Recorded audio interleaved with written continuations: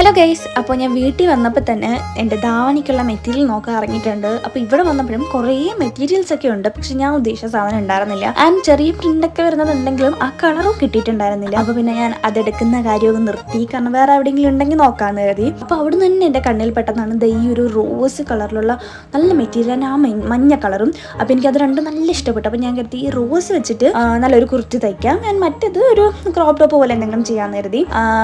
Peplum top പോലെ എന്തെങ്കിലും ചെയ്യാൻ കരുതി. അപ്പം ഞാൻ അത് രണ്ടും എടുത്തിട്ടുണ്ട്. രണ്ടും മറ്റേ ടോപ്പിന് ഒരു 2.25 മീറ്ററാണ് ഞാൻ എടുത്തത്. ഇതിന് ഞാനൊരു 1.5 മീറ്റർ എടുത്തിട്ടുണ്ട്. അപ്പം രണ്ടും എടുത്തിട്ട് നേരെ ജോർജറ്റിലോട്ടാണ് പോയത്. ഞാൻ കുറേ നാളുകൊണ്ട് വിചാരിക്കുന്നത് ഈ ഒരു റോയൽ ബ്ലൂ എടുക്കണം എന്ന്.